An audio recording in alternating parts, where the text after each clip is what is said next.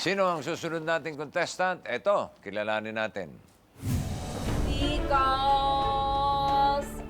Pingo!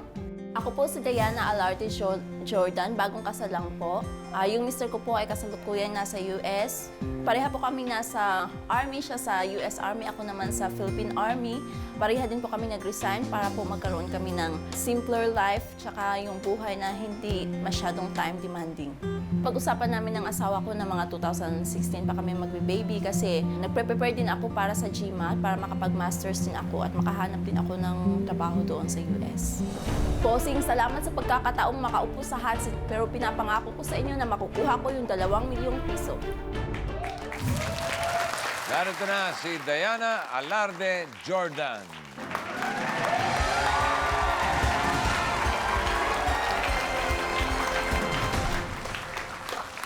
Go ahead, Bossing. Hi, Diane. Hi po, Bossing. Ibang dating ni Diane. Ayan, sinaluduhan ko na kaagad. Ready ka na? Painitin na natin ang hot seat. Ready na po. Pero yan sa pagbabalik ng Who Wants to Be a Millionaire.